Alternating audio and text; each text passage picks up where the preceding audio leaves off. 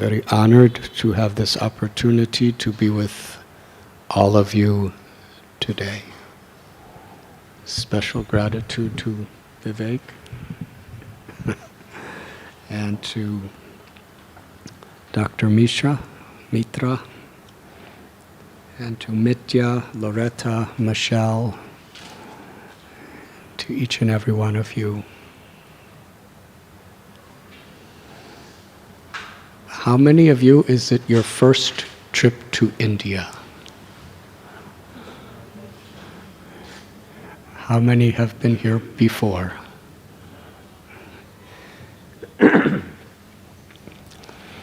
May I tell you about my first trip to India? I actually wrote a book about it. But I was born in Chicago, in the United States, 1950. And when I was a teenager, it was the 1960s. And for those of you who have studied something about the sociological history of America, that was a very turbulent time. Because our parents,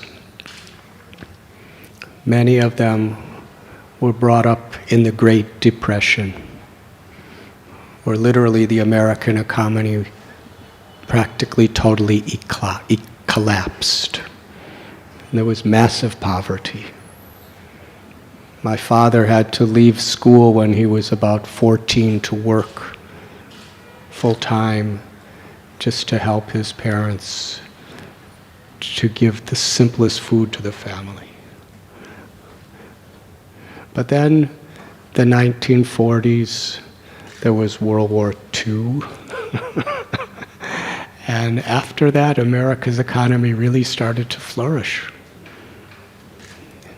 And people, many, became very wealthy. My own father was working very hard, and he got some nice wealth.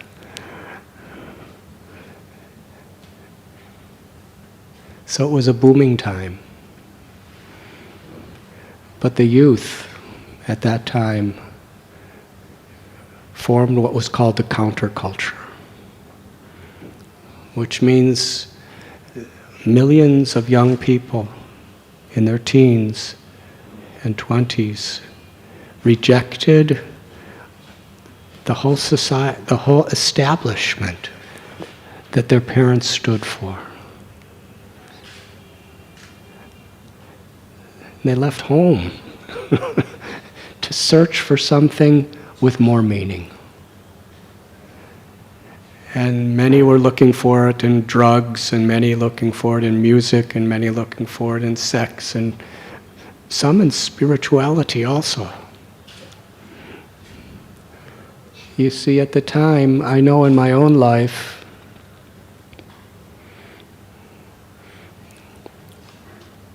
my father went bankrupt when I was about 9. So when I was about 14, 15, I got a job while going to school. And everyone I worked with were African American. They were a minority. And in those days, if you were African American, 98% you would be born in a ghetto, you would live and you would die in the ghetto. Constitutionally, there was civil rights for everyone, but socially, there was practically none. It didn't make sense to me. The prejudices, the inequality.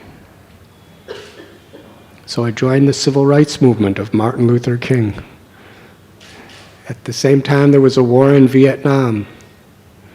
And many of the young people really didn't believe we should be there. We felt we had no real business there. It wasn't based on truths. It was based on political manipulations. So there were demonstrations against the Vietnam War. And I joined that too. And I got tear gassed by the police. And I was chased with clubs. And my friends were put in prison. It was a turbulent time.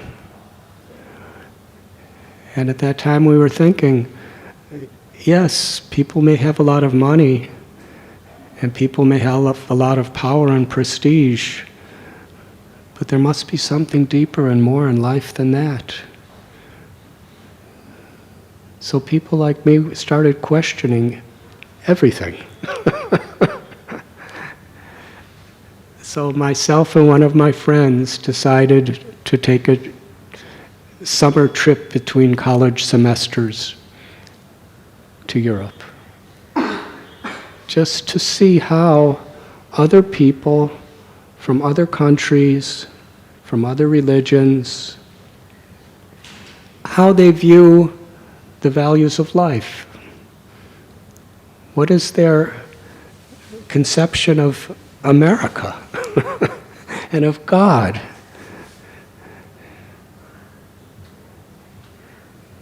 So we went, and it's a long story, but we had no money, and we were meeting people.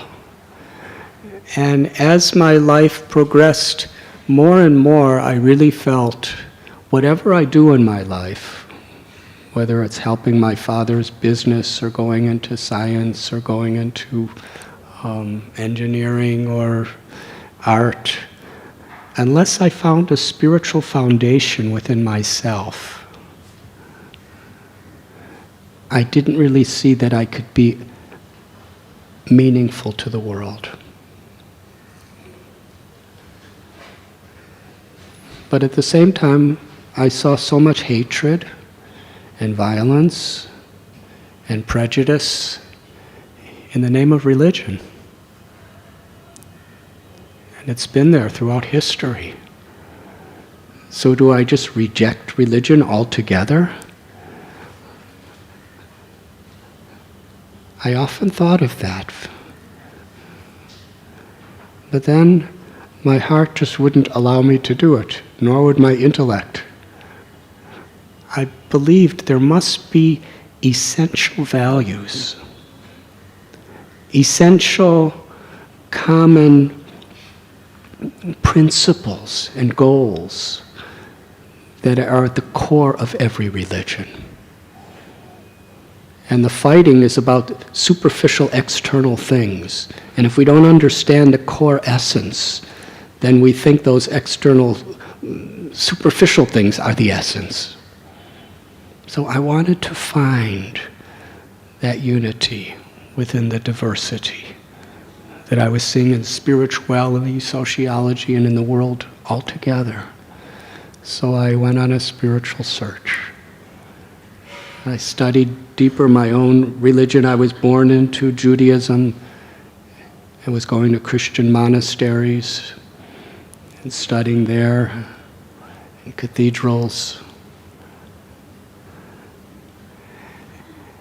And on a mountaintop in Greece, while I was praying for direction, I heard a voice in my own heart. It was a loud voice that couldn't be heard anywhere outside of me. And it said, "Go to India." So I hitchhiked from Greece to India, through Turkey, Iran, Afghanistan, Pakistan. It took about 6 months. And I studied Islam from a scholar of the Quran in Iran and observed the people. And I found in all these traditions so much beauty, and at the same time so much possibility of extremism everywhere. And finally I reached India. Why was India so special for me? And why so many millions of people from all parts of the world come to India for spiritual enlightenment.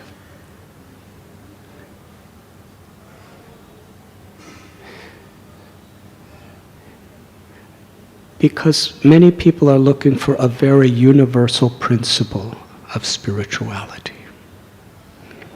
And the heritage of India has a very deep legacy in that spirit. The country, with all of its problems, has a very unique and special quality within this world. From a spiritual perspective, the largest population of Hindus in the world is in India. Krishna was born in Mathura and spoke Bhagavad Gita in Kurukshetra. Ram was born in Ayodhya, and Valmiki Muni wrote his legacy, the Ramayana, while living here in India. Also, it has, even today, the largest population of Sikhs. Guru Nanak, who was the founder of the Sikh religion, was from India. India has the largest population of Jains. Mahavir, the founder of this religion, was also from Bihar in India. Buddha, one of the fastest growing religions of the world today, has its holiest of all holy places in India. Buddha was born in Lumbini and attained enlightenment in Bodh Gaya. I believe outside of Iran, India has the largest population of Parsis, or Zoroastrians. They found refuge here when they were being persecuted. India has one of the oldest Jewish communities in the entire planet Earth, and also one of the oldest Christian communities. In Christianity, one of the direct disciples of Jesus was St. Thomas. And just after Jesus Christ departed from this mortal world, St. Thomas came to India, to Kerala, to what is now Chennai, and established Christianity. And it's been thriving ever since, 2,000 years. India also has the second largest Muslim population in the whole world.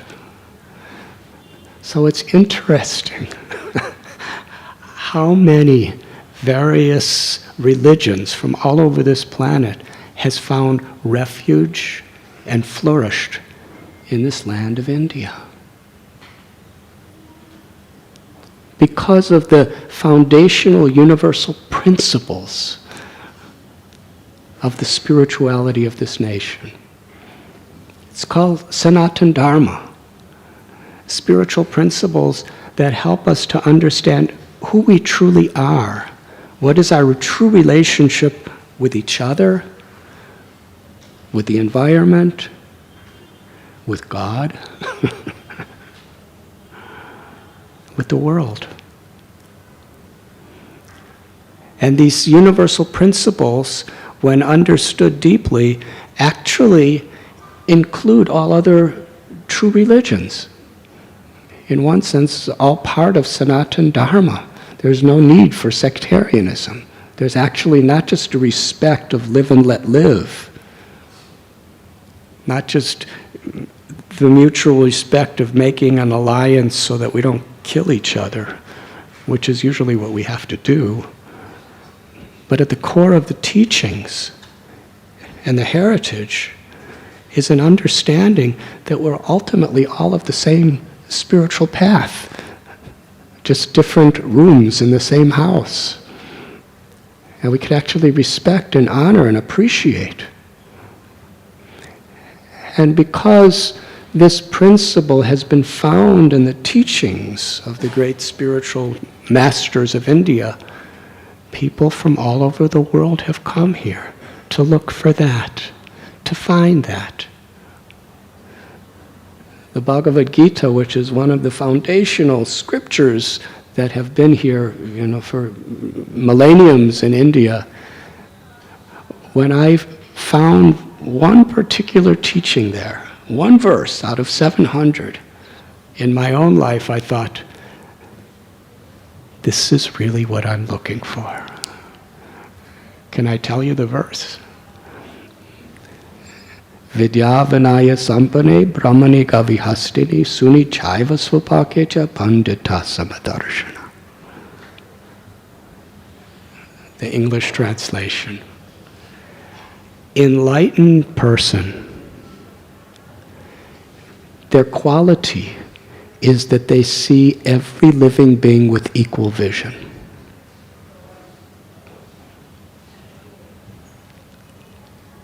Whether one is a high priest, or whether one is living in the streets, or whether one is an elephant, or a cow, or a dog, wherever there's life, it is sacred. Aham bija pratapita. In the Gita, who we believe is the one God of all living beings who have come to this world in many times, in many ways, with many names, spoke the Gita as Krishna. And he explained that every living being is a child of the same source, the same God. We are all brothers and sisters.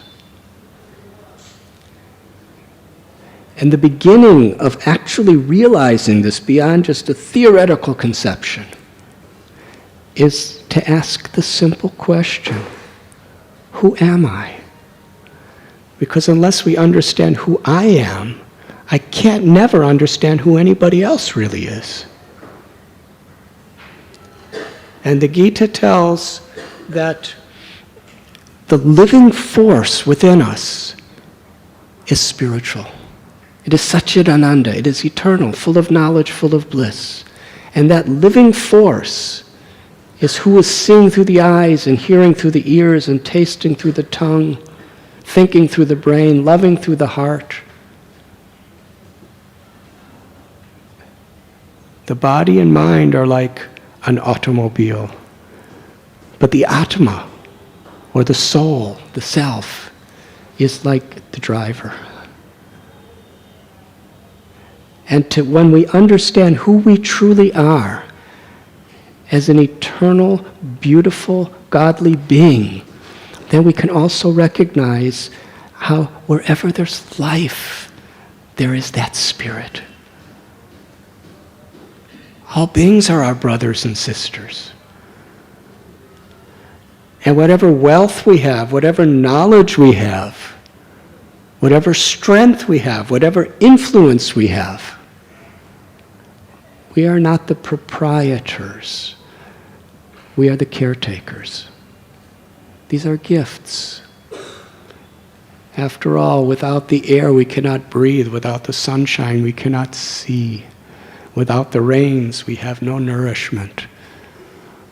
There are higher powers that are providing for us in every way.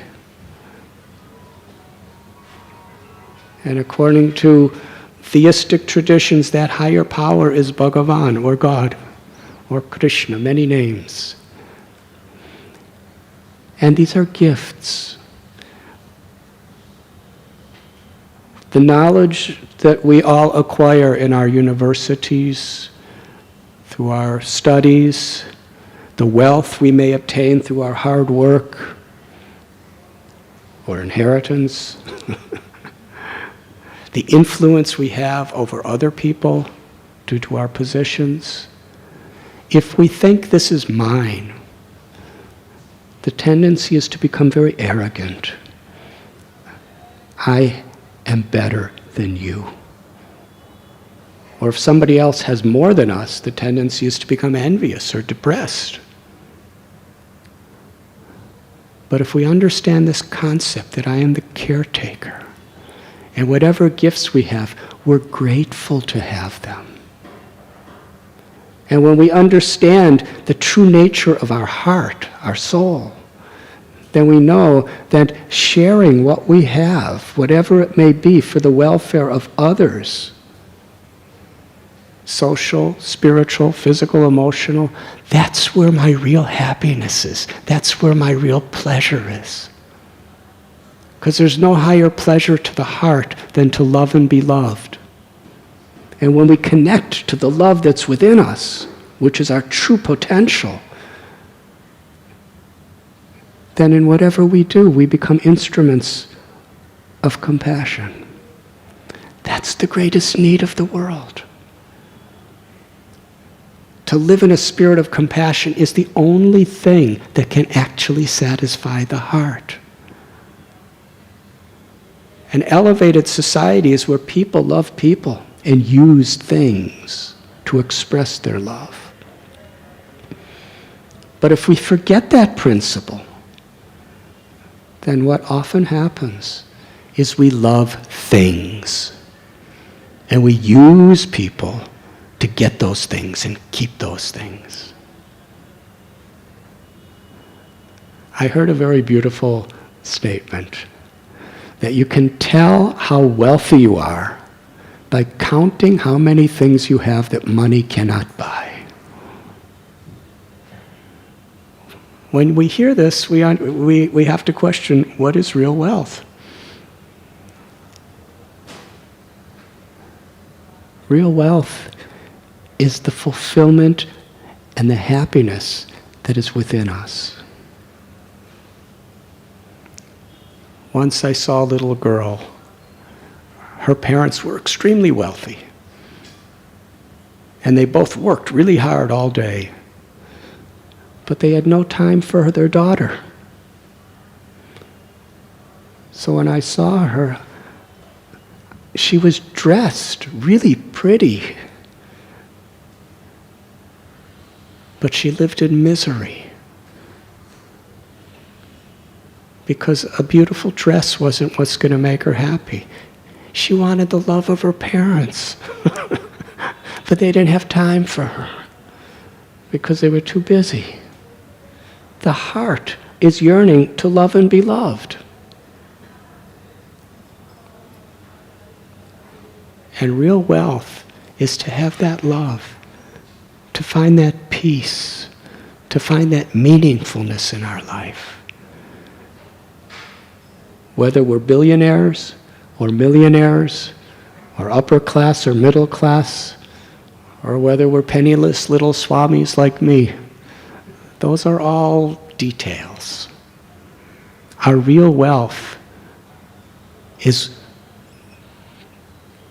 the satisfaction that we found within ourselves. Gita teaches true intelligence is to find one's enlightenment and satisfaction within ourselves. And some people throughout the ages have said, if you become spiritually content, then you're not going to be able to be active and competitive within the world around us. But that's actually not necessarily true, because love is the most powerful motivator. Compassion is even a greater motivator.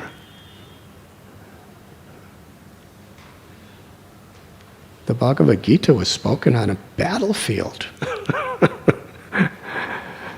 Whether we have families or whether we're monks. A mother, because of her love for her baby, she's not complacent. She'll serve her child 24 hours a day without expecting anything in return. Because she loves. So similarly, when we find that love within ourselves, which comes through associating with people who inspire us in this way, inspire us in these values, and having a spiritual practice to actually make that connection and sustain that connection. And then living in a spirit of seva, a spirit where Here in Mumbai, we have people who are CEOs of major, major international corporations, and they work extremely hard. But the foundation is their love and compassion, not their arrogance or their greed. And they excel over so many others because their motivating reason is so deep and so beautiful. So this is basically the foundational principles that are so visible when we study the spiritual heritage of India. And it is these principles that have attracted people from all over the world to come to make that connection. Some people, they don't like religion, but they want a spiritual connection, so they come to study yoga. But interestingly, because I was kind of like that, I learned, what does yoga mean? Yoga is a Sanskrit word. It means to reunite. To reunite our consciousness with our Atma, with our soul. And when we make that connection, we reunite with God. We reunite with the sacred principle of life within all beings and within nature around us. It's reunion. And all the different aspects of yoga are meant to gradually bring us to that enlightened state. And then I learned that the Latin word religio is where religion comes from. And the meaning of that word is to bring one back, to bind one back. Religion and yoga mean exactly the same thing. Neither one of them indicate anything sectarian in their origin. It means to reconnect with our true essence. And in doing so, to reconnect with the environment and the people and all beings and God.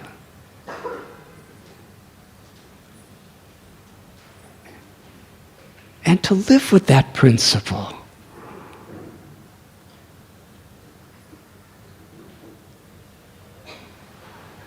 Sometimes I go to Rishikesh, and it's really interesting because I first went to Rishikesh in 1970 when I arrived in India. I was 19 years old then.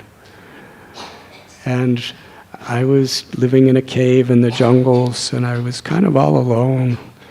But now when I come to Rishikesh, my God, so many people from everywhere. In fact, I see menus in restaurants in Hindi, in Chinese, in Hebrew, in German and Italian. People from everywhere are coming. Vrindavan, a holy place. I was just in Vrindavan, Mayapur, and there were people from almost every country seeking enlightenment, seeking that universal, essential spiritual principle. And now that India is becoming very prominent economically within the world, it's something really important for the people of India and the people of the world to understand the beautiful wealth of the inherent culture of this land. And I'm so grateful that you have all come. I'm going to tell one little story more. My father, he's 91 years old now. I just talked to him a few days ago on telephone. And he told me, he said he watches the news on television. He said, so much bad news. He said, he went in detail, which I don't have to share with you because you know. so much bad news in America and in the Middle East and in different European countries and in Africa and in Russia and Ukraine and so many places and in Southeast Asia. But he said, the only good news is India. He said, first time in my life, he said, I'm seeing that the most brightest place in the world now is India. I've been here more or less since 1970, that's 45 years. He said, for the first time I really am happy you're there and I feel you're safe. So the reason I'm telling you this is, on all levels, people are really recognizing the potential of India in so many ways. And people like Vivek, he's an investor and a banker and an educator, but such deep, beautiful, universal spiritual values. And so many people here that I see that really are like that. And that's something that's really the true beauty of India. And my sincere hope and my prayer is, along with understanding the politics of India and the economic possibilities in India and how things work and how people think here in India, is to try to actually understand and bring home with you an appreciation for the underlying spiritual values that are here in India. There's a saying, if you lose your wealth, you lose nothing. If you lose your health, you lose something. If you lose your character, you lose everything. Thank you very much.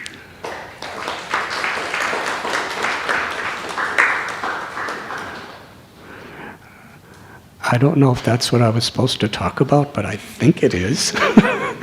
Would anyone like to ask any questions or speak any realizations? I'll be really honored to answer any questions. Please.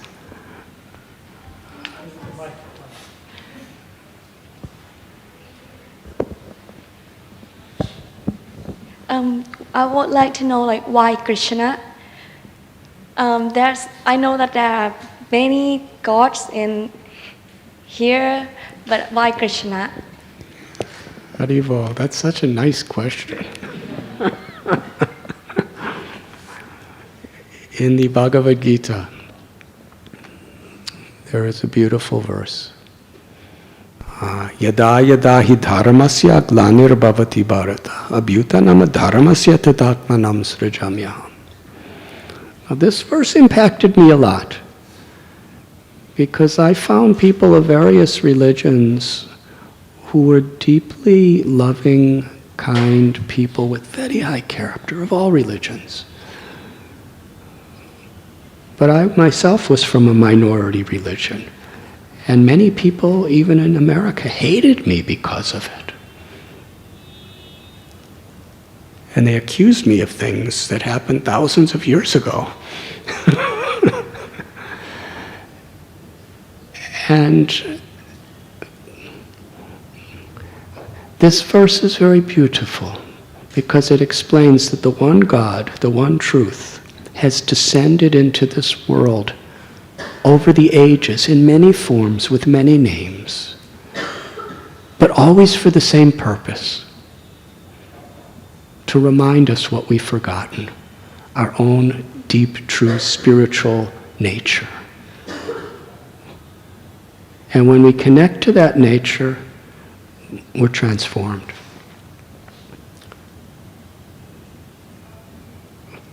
Arrogance is transformed into humility.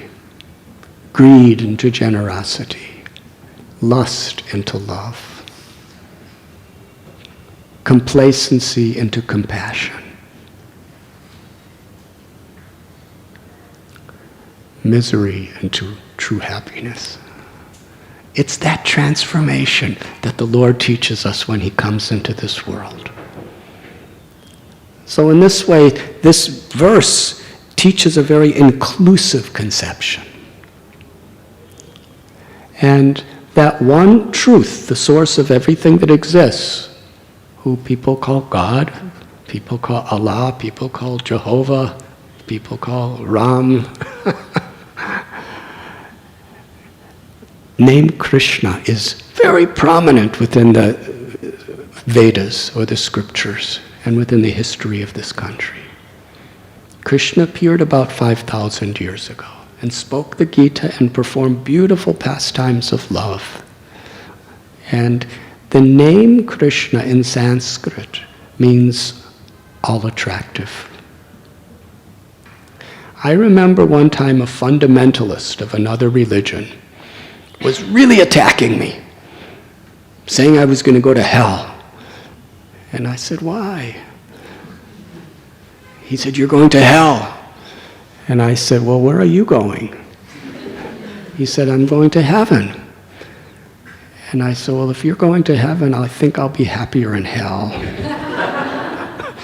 Because if heaven is filled of hateful people like you, I don't think I want to be there eternally.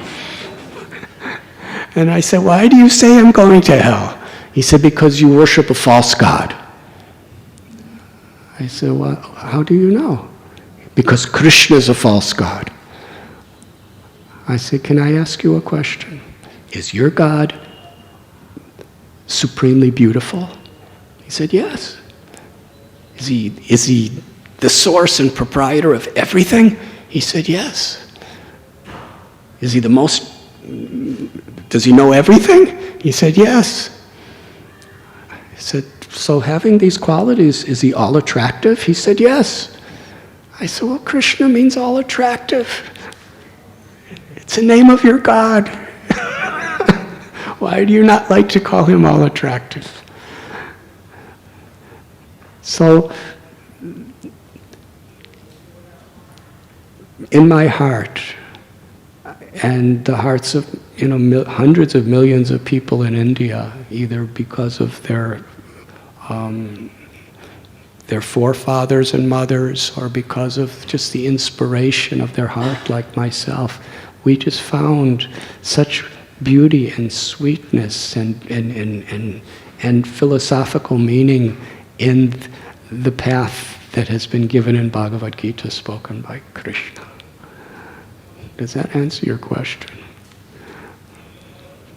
Thank you. Yes. I have a question as well. Please. So, I very much like the values you talked about. Can you put the microphone a little closer? Yes, of course. And I've heard that in Hinduism you can find yourself also through meditation. And together with the values you've talked about, if more people would take this path, then the peace in the world would be much greater, and there would be less war, and everything would be much more peaceful. And people believe in science. So why don't you use the track of science to prove that these values and that these ways are working? That's brilliant. Thank you. Science and technology are potentially for great benefit of humanity and all beings, or potentially they could be for great devastation. It depends on the character and the hearts of the people who use it. I'll give a simple example. A knife. One person who has that knife will kill someone, cut their throat, and take everything they have away from them. So when the knife is in the hands of a thief, it's destructive. But the same exact knife, if it's in the hands of a surgeon, it will save a person's life with compassion. So is the knife good or bad?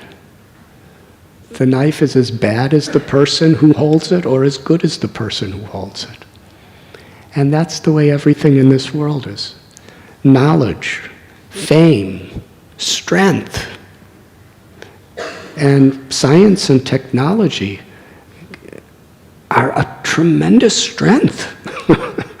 But we could use that science and technology out of greed,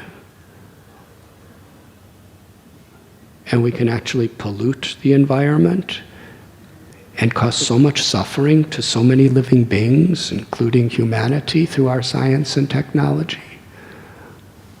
Or we could use it to create great health and prosperity and enlightenment, as you're saying. So science and technology, especially when it is harmonized with these universal spiritual principles and character, can have such great value within the world. And the students who are going to universities and learning technology and learning science, the destiny of the world is very much in all of your hands. And it's going to be determined by the values and the character and the spirit of compassion that you've actually imbibed within your hearts. Whether we want to be a part of the problem or a part of a wonderful, holistic solution. So the practices of meditation, the practices of chanting God's names or mantras, puja, seva, these are all ways of reconnecting to that deep, enlightened state that is within us, that is our true potential. And there have been many medical, scientific research of how meditation actually affects, in a very positive way, the brain, the cells of the body. Even there was a great, very detailed about this chanting of the Hare Krishna mantra, how it affects in such a positive way the cells and the brain and the whole way we think, in a very positive way.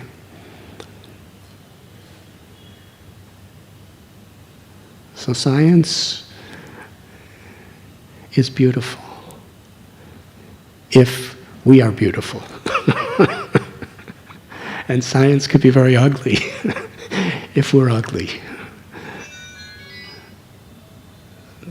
So this holistic form of education is, along with the tools to discover and accomplish great things in this world, we should also educate ourselves in how we could actually make those interconnections and share them and live with character, live with values, live with gratitude, live with humility. Humility doesn't make us cowards. Humility means we're recognizing that there's a higher power beyond my own that I humble myself and harmonize myself for. And that could make us very, very enthusiastic, determined, and courageous, fearless. But not in a mood to exploit, in a mood to serve. There's three principles that are very core to the Indian spiritual traditions, especially from the Gita. One is satsang. Satsang means whatever we're doing in life, we should regularly be in the company of people who really inspire us and enlighten us toward the importance of spirituality and character so we don't get distracted. Because actually, in this world, we are always being bombarded by weapons of mass distraction. So many distractions. And if we have a strong spiritual foundation, then even when the storms come, our integrity is preserved. So satsang is important. Being regularly in that company of people that really do inspire us and educate us in these higher values. And the second is sadhana, our own spiritual practice. To give some time every day, as far as possible, to actually make that inner connection. You see, when you water the root of a tree, the water naturally extends to every part of the tree. The branches, the twigs, the flowers, and the leaves. So similarly, when we make that connection to God within ourselves, in our own essence, then we find in that love, it extends to everyone, wherever there's life. That comes through sadhana, or spiritual practice. Tuning in to the grace that is within us. And of course, it's important that we tune in regularly, because otherwise there's so many other frequencies that can capture our attention. And meditation, kirtan, the core of yoga practice is really tuning in like that. And the third principle is sadachara. That means living with character, living with compassionate values, seva. That means embracing within our heart that there is no greater thing in all of creation than the opportunity to serve with love. That is character in its deepest sense. And when we make those connections in whatever religion we're in, or whatever social position we may be in, then the science and the technologies we learn can be instruments.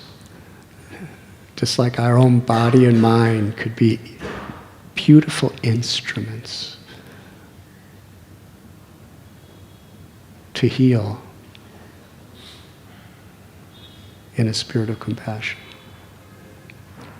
Does that address what, well, you didn't ask a question, you just said something very nice, and I'm giving my own way of agreeing with you. Thank you.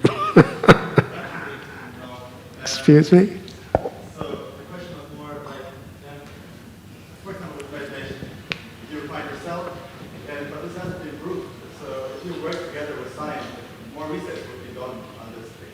Then if there was a clear proof that you can find yourself through meditation, or that you have outer body experiences, then people would practice it, like everybody.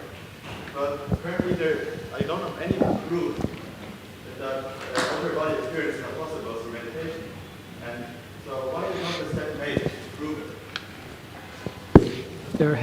There have been very high-level research projects in this regard. There was one professor from the United States who spent most of his life doing scientific, verifiable research about the proof of reincarnation. He traveled so many parts of the world. And even the greatest scientists said that whatever he said is completely a verification according to modern science. Whether they believed it or not is another thing. So, these things are there. And what you're saying is very beautiful, that the more there is this type of research, the more it could actually give inspiration and hope to people in that sense. And really it should be pursued more and more. at the same time, with material science, tangible evidence can only give us a glimpse of symptoms of something that's actually beyond the range of the senses. I'll give an example. A thought. Can you see a thought or taste a thought or hear a thought with your ears? Can you smell a thought? And little, you could have brain waves, but can the brain wave tell you what the thought is? So thoughts are invisible, and they can't be necessarily directly verifiable through scientific instruments. But a single little thought could rule over a person's life more than all the things of this world. A thought. When dictators invade countries and drop bombs and all of those things, the origin of is a thought in their mind, right? So we can understand the symptom. This person, by what we see outside, we can understand this person's really not thinking very good. But the thought itself is so subtle that it can't really be grasped. And that psychology is a subtle science. But there's also a spiritual science. Just like there's physical science, there's psychological subtle sciences, and there's also spiritual sciences. And when we recognize these three sciences, and we actually begin to harmonize them and respect them, then we can actually see how they're all interconnected with each other. Because if I'm feeling bliss in my heart,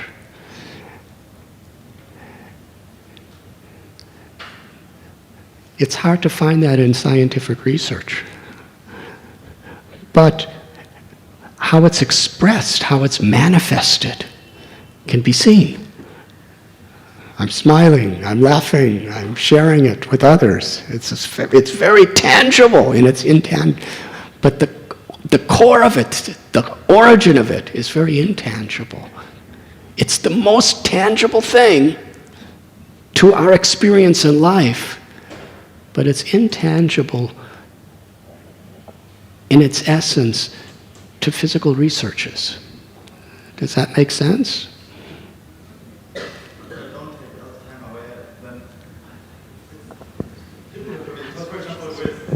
You can, our experience, like what I've read about it, is that you can see yourself from above, but actually really see yourself, see like the way you lie there, not just talking about it. So why is not one research being done if this is really tangible, where, for example, there's a drawing on the forehead and the person can see the drawing? Why do people say they see themselves but they never measure it? Some people try to measure, but it's not so easy. But yes, the harmony of science and spirituality is very much the hope for the world. Thank you. Yes? Hi, my name is Kim. Thank you very much for inspirational speech. As you mentioned, actually all things should be equal, but in reality there are actually a lot of inequalities and injustice around the world. Sometimes people want to make a change or to help, but they would always have a mentality that actually the existence of an individual is so small, and the impact that they can bring to the world is actually so small, and they ended up doing nothing to help or to make a change. So from your perspective, what should be the right attitude or mentality for those people who really want to help to make a change to these inequalities and injustice? Thank you. Thank you. It's beautiful. In the world we live today, we are very much almost indoctrinated to value quantity over quality. Yes? You know, how big, how much. But the heart actually values quality, not necessarily quantity. There's a simple analogy, and then I will explain it. In the Ramayana, one of the great scriptures of India,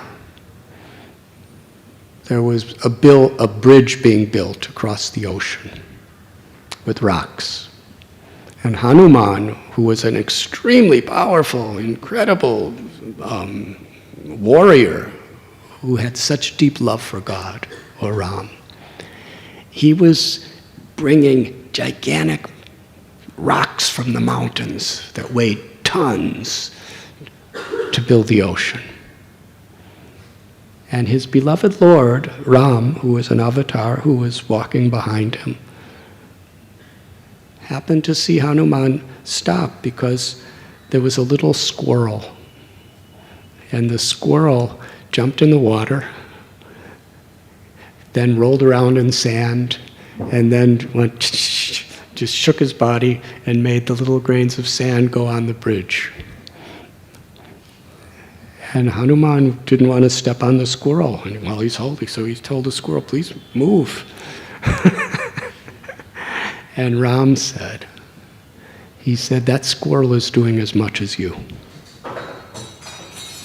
Because you're doing your capacity to help. And that little squirrel is doing his capacity to help, or her capacity. I don't really know whether it was a boy or girl squirrel. But suppose it was a girl. She's doing her capacity. So for me, it's equal. I don't see the result, I see the intent. And many of the greatest things that happen in the world begin really small.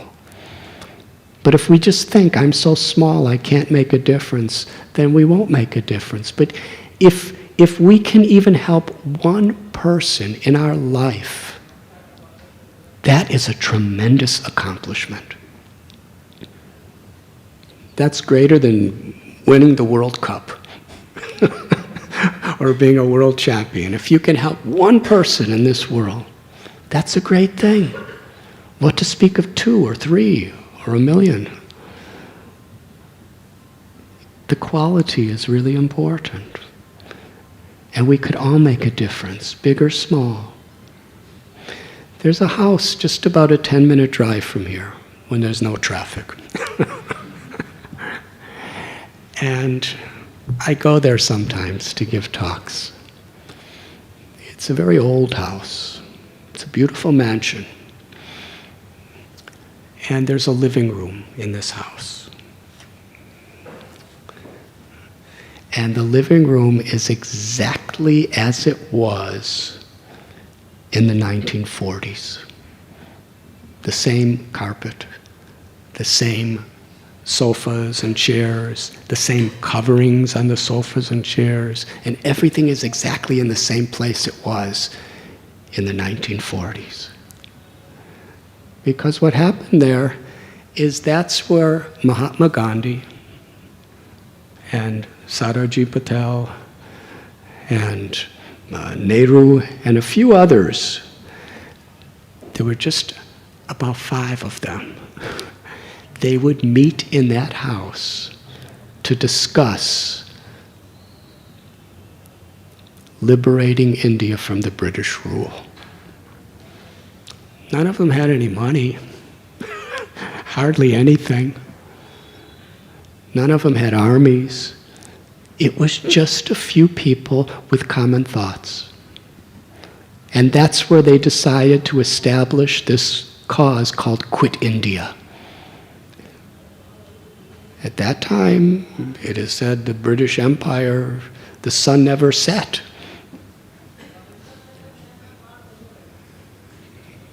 The United Kingdom ruled over India for almost 2 centuries. And a few people just discussed with themselves let's get the British out. And they did. That's where it began. Then they started spreading the word. But at the beginning, as soon as they started spreading the word, they were put in jail. But they didn't give up. So many of the greatest things that have happened in world history start with little people. Yes, in America, Thomas Edison.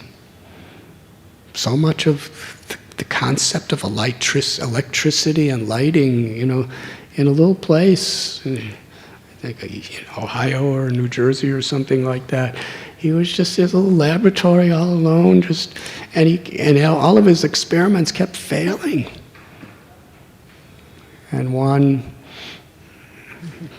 journalist asked him, you failed in this experiment 800 times. Don't you get discouraged? He said, no. Every time I fail, I get encouraged. Because now I know 800 ways it doesn't work. That means I'm closer to figuring out how it does work. He was just sitting in his little laboratory. But he had a purpose. And he believed in it. And now, see how it has affected the planet. So big things often start with little people in little ways. And it really isn't, what's important is not so much the result, but it's our purpose, our cause. And even if we could just do a little something for just a few people, in God's eyes, and in the soul, in our own conscious eyes, that is a gigantic accomplishment. And if we could do something with great quantity, same thing. Every single one of us can make an incredibly beautiful difference in the world we live. And that's what gives the life meaning. When we see so much terrorism and so much hatred and so much greed and so much, earthquakes and volcanoes and droughts and so many problems in the world, sometimes we think, what am I going to do?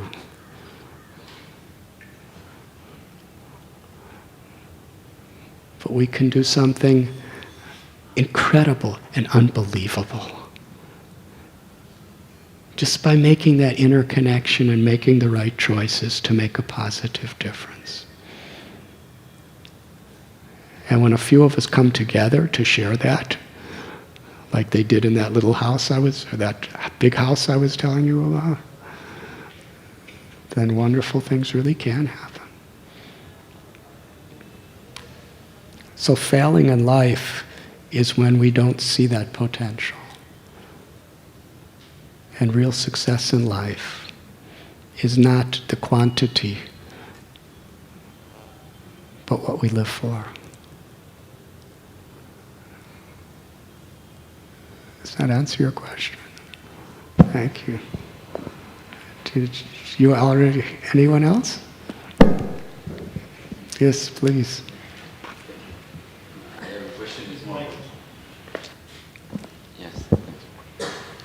I have a question is more about India, because as you mentioned, its spirituality is very high and very religious country. But for us who come from other country, actually it's our first day here. Actually, it's quite a shock to see such a disparity in this country. So I just wonder how you can explain this. Yeah, it's true. It's very true. India was subjugated by the foreign Mughal powers for about 700 years, by the British powers for about 200 years. So it just got its independence 70 years ago or something? Huh? Something like that. August 15th, 1947. So, it's gone through so much. And considering, the population, considering the exploitation that has come from foreign powers for so long, considering the poverty, unbelievable poverty, the disease. When I first came to India in 1970, it wasn't as crowded. I think there was about 600 million people when I came here. Now there's over 1 billion people. So it's about doubled in size in the same amount of land. But I had never seen, Afghanistan was very poor when I passed through, but India, the poverty and the amount of diseases and the amount of,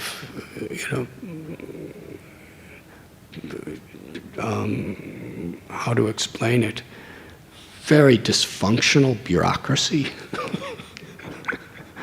and political corruption that has been for so long in this country. It's like, what's spiritual about all that? And it's true, those things are very much there. But underlying it, in the heart of the actual tradition of India, and in the hearts of so many of the people of India who have actually, preserved that connection of all religions, is something so deep and so beautiful and so life-changing.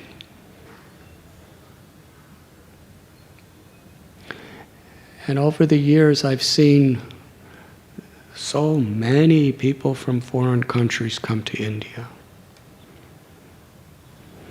And usually, what I find is by the time they leave India, they really hate this place.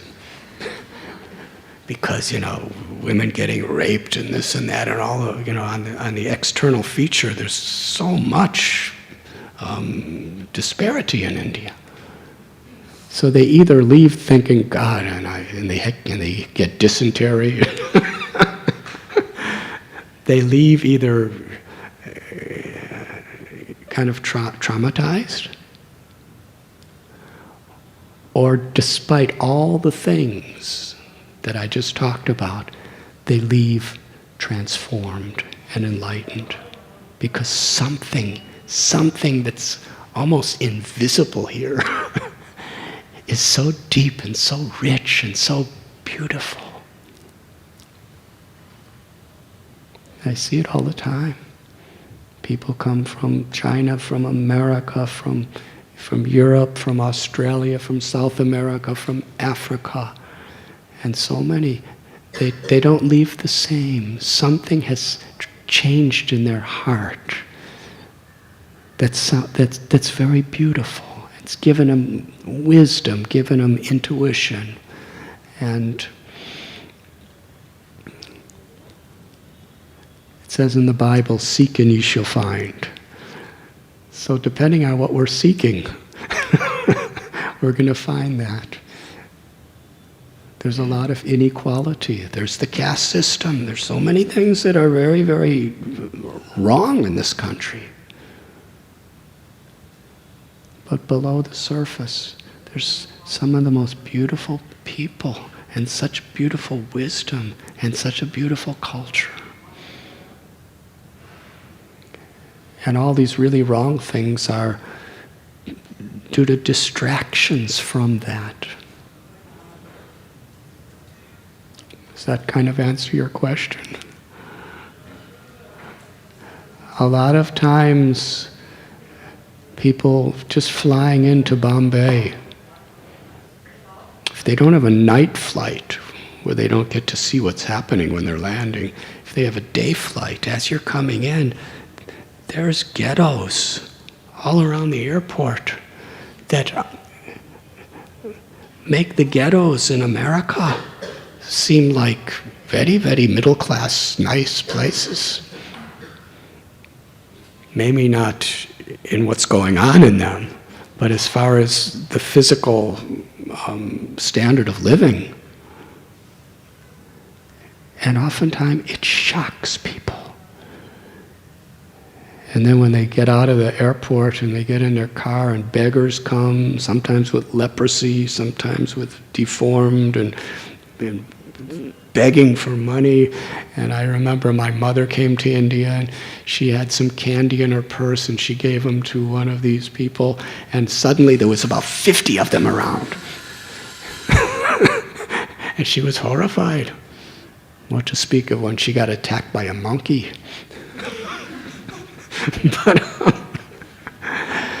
But still, when she left, she said, I met the finest people I've ever met in my life. Their lives were changed.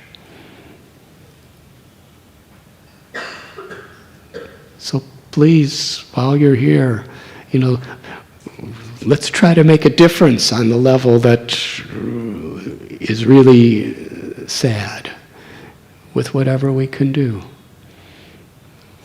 But to actually go, deeper than that, to that substance, beautiful substance that has always been in India despite all of these problems, that great thinkers and philosophers and saintly people have come to India to be enriched by and nourished by.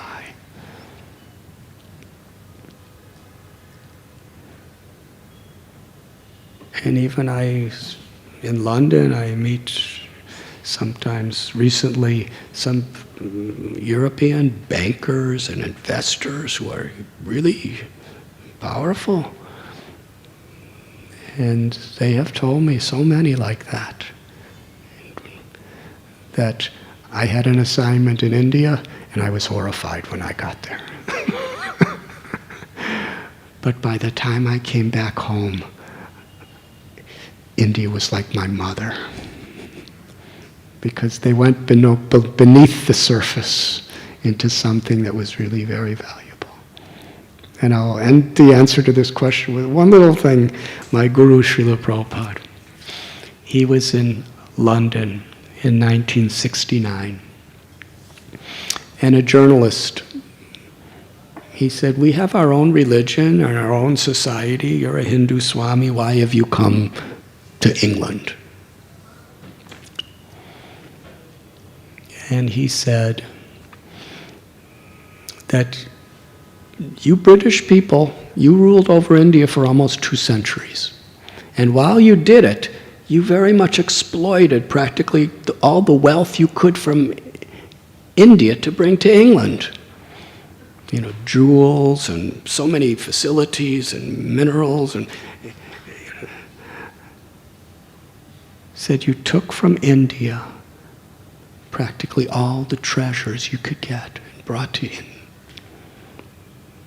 He said, but you forgot to take the most valuable treasure of India, its culture, its deep spiritual traditions. You forgot to take that. And I have come to England to give you for free what you forgot to take from India.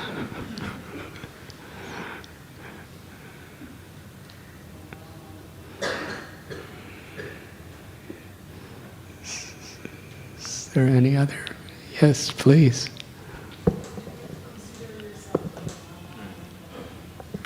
How do you consider yourself? I consider myself very fortunate and happy to be with you.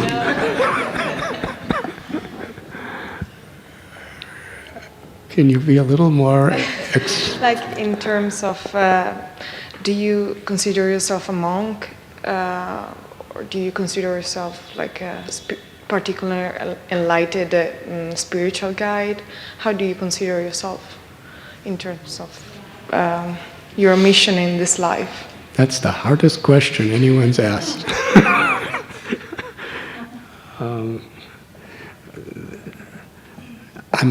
A Swami is a monk, so that's the role and the service that I've taken in my life.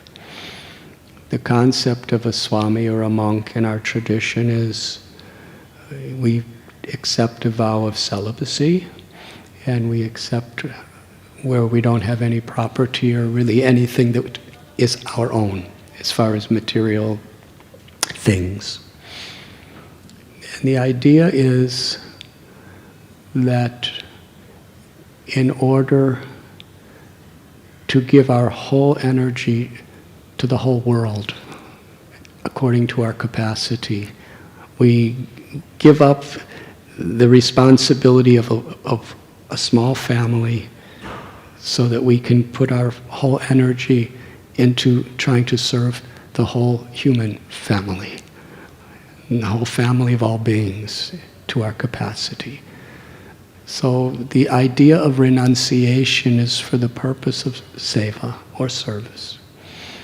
Now, you can do the same service practically living in a family, but in our tradition, we have in this temple probably a congregation of about 10,000.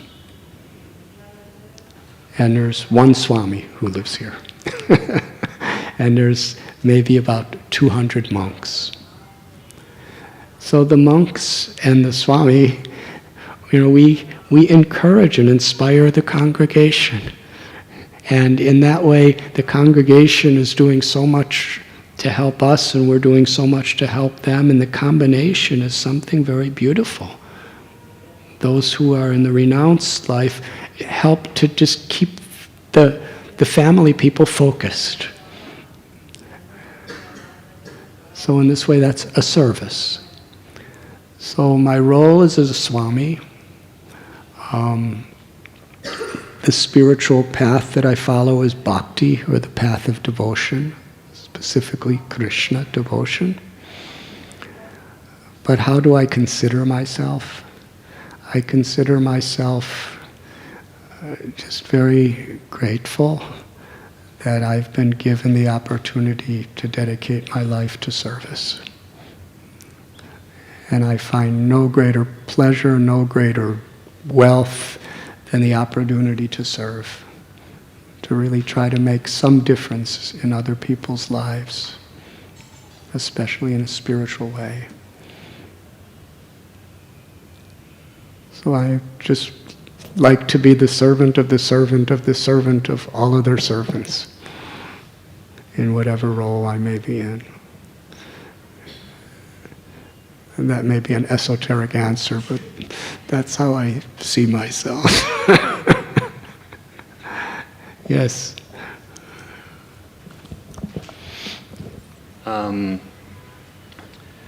Personally, I was raised religious Catholic in my family.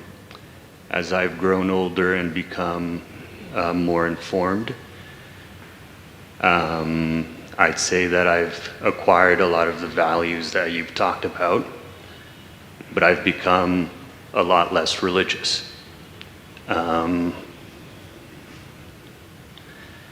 My question is, you've equated spirituality with religion a lot. Do you think that people can be spiritual and have all these values that you've discussed, but not be religious at all? It depends on our definition of spirituality and religion.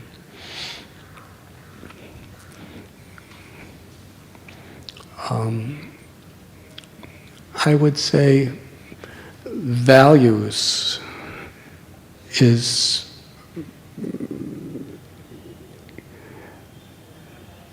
required to actually be genuine in any spiritual path or religious path.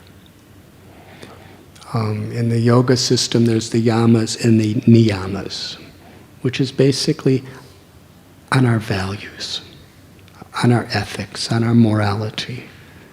Because we can't truly build on our spiritual experience unless we have those values. And oftentimes, people like me, and perhaps it's what you're talking about too, when we see religions, which are supposed to be spiritual, or spirituality, which may be a religion, when we don't see those values, we often turn away from spirituality or religion, whatever we may call it. So those values are necessary. The universal character of anyone on any religious or spiritual path who really are doing it right in a meaningful, deep way is they're going to have common character and values that are universal. Compassion, honesty, self-control, generosity, wisdom, insight. These are qualities, whether one is a Christian or a Muslim or a Jew or a Hindu or whatever. These are the common values we find in the scriptures and in the lives of the saints, the realized people. And a saint could be a mother with 3 children, or a saint could be a monk who's, traveling around and preaching.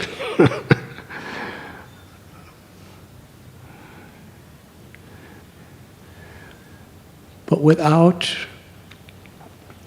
a concept of our actual spiritual identity beyond birth and death, without a path that brings us to that internal ecstatic love for God and all beings that's within us, then the values we live by without that connection don't bring us to the same depth beyond birth and death as a deep spiritual path, which you may be calling religious. In that sense, if religion is a sectarian concept of spirituality, then yes, it very much could be a disturbance. But true religion actually is that essential spirituality that brings our compassion to such a deep place, to the body, to the mind, and also to the true self within others. And that one can have a very value-based moral life without the concept of true religion or true spirituality, and be a good person and be more peaceful and be more pious and everything else, but to actually reach to that depth of our souls and the love of our souls, and to be instruments of that compassion, and to realize ourselves beyond the mortality of these vulnerable little bodies and minds of ours. For that, we need a deep spiritual path. I hope that answers your question. So yes, we could be very good people and we can make big difference, but we need to make that transcendental connection. It's important that we have what you may call religion, but not the sectarian conception of it. What are your views on sort of the sin in the world and about repentance and forgiveness? There's a lot of sin in the world.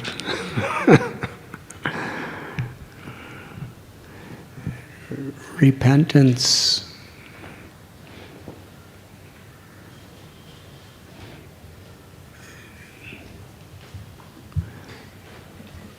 really in its higher form is how we speak and how we live.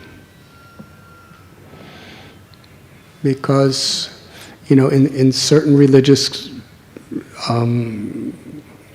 schools, repentance is practiced in various ways. We can torture ourselves for what we've done. We can beg for the pardon of what we've done. There's many ways of repentance.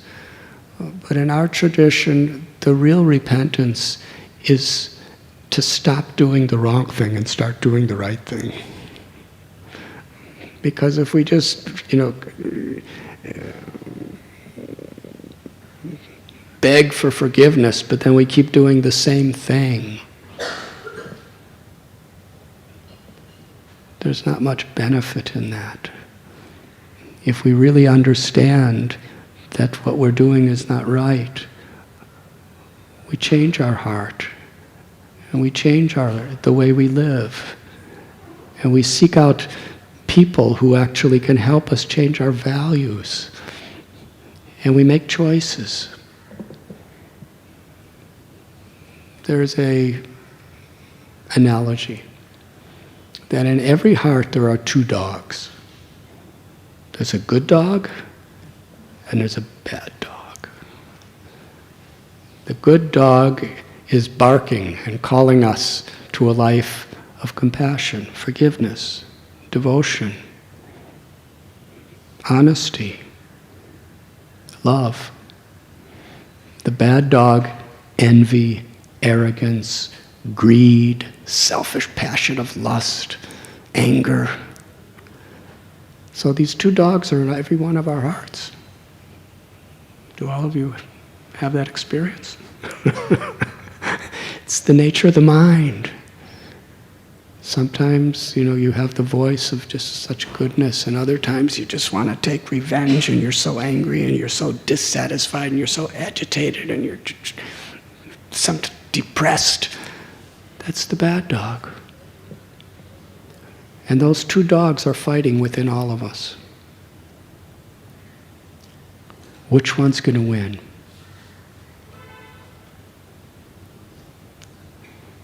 The one that you and me choose to feed.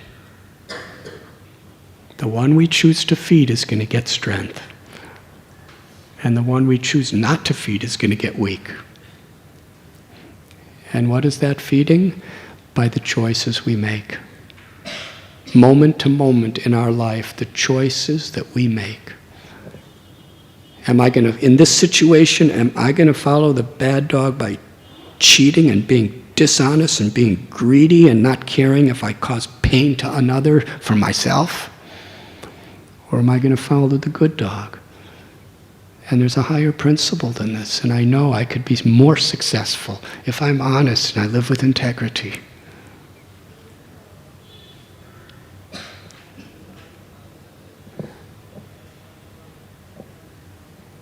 Am I going to take this intoxication, or am I going to become sober? These are the bad dogs and the good dogs. They're always within us.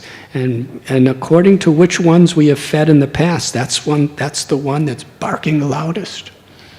And sometimes the bad dog really is barking loud in us. Like that.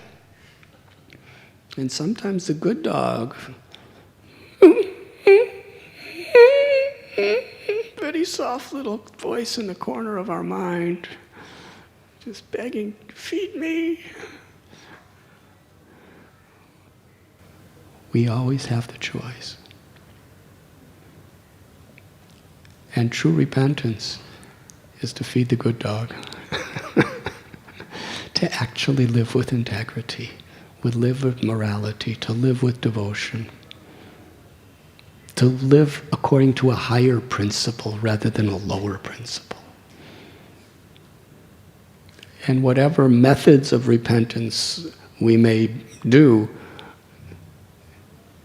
if the result is that we actually commit ourselves with determination and take the help we need from other people, from our spiritual practice and from the choices we make, to make those right choices, then we're actually coming out from what you said, the sin of the world.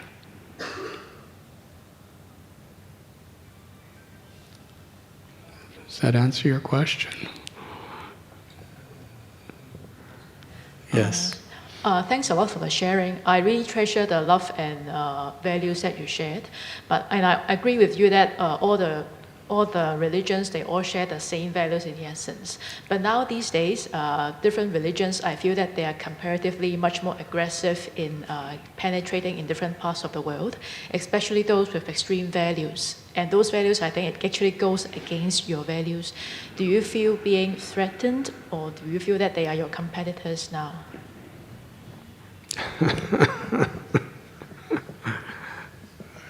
I think that in every religion, people listen to the bad dog, and in every religion, people listen to the good dog.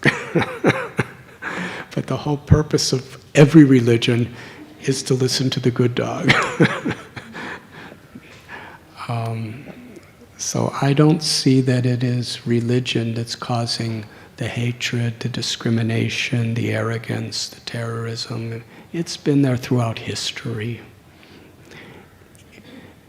It's just a very infatuated ego. You could put it in the name of a religion. You could put it in the name of a nationalistic concept. You could put it in so many different names. You know, and when Hitler and his people were really terrorists. They were murdering millions and millions of innocent people. That wasn't in the name of religion. That was in the name of a political agenda. But look at how much harm. And people have done the same kind of harm in the name of religion too. It's just, we superimpose our own arrogance and insecurity and envy and greed and all these things, we put them in the name of nationalism or political party or religion, whatever it may be. So the competition is not between one religion and another religion. The competition is the good dog and the bad dog. That's barking in our hearts and their hearts. And it must be barking in some people, it's really barking and really ruling over and controlling their decisions in life. And causing them to influence others. So the competition is between light and dark, between good and evil, between truth and ignorance. And in whatever form it takes, that's really the competition is. Because there's beautiful, God-loving, compassionate people of every great religion. And actually we're of one religion, all of us. And there's people who are extremists. You know, I've studied some history, and I found in the history of every religion, Christianity, Judaism, Buddhism, Hinduism, Islam, there's been terrorists in all these different groups. But they're not representing the truths to love God with all your heart, mind, and soul, and to love your neighbor as yourself. The Crusades, oftentimes they didn't represent that. But saints like Francis and Antonio, I go to their places in Italy, they represented that.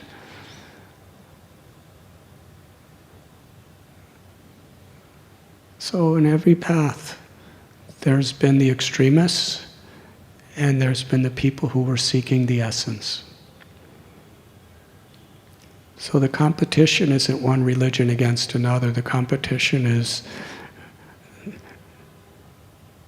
the true core values, those who share that, and those who, due to whatever insecure egos they may have, they just follow the barking of the bad dogs within them.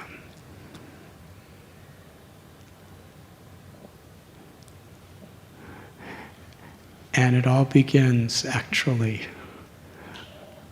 with making that solution as far as we can within ourselves. Because then we have so much more strength to actually help make a solution in the world. And when scientists and technologists and politicians and business people and farmers and agriculturalists and educators, professors and swamis and monks, when we all come together to share these true spiritual values, then we actually have a lot of strength. Because the best thing that dispels darkness is light. In the world, we oftentimes try to dispel darkness with darkness. But it doesn't work. But to find that light within ourselves, to share it within ourselves, and then to create bigger and bigger light is... That's why I came to India. And I also pray that some inspiration in that way can be appreciated by all of you during your visit to India.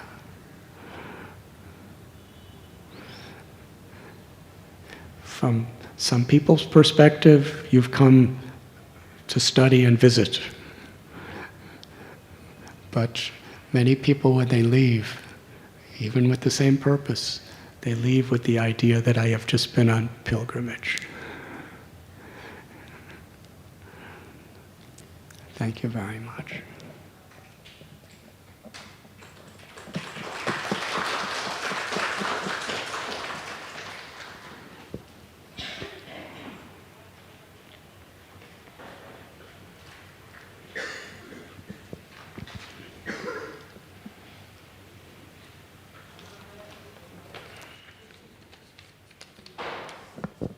I can't use words to express our deepest appreciations to the wisdom that's been shared in this room, to all of us, and to inspire us as a future leaders, or whoever we want to be, a good dog or a bad dog. That's the life of yours, and you make the choice. Thank you. Thank you very, very much. I'm very grateful. Thanks to people from Hong Kong, we get to meet Maharaj again in India.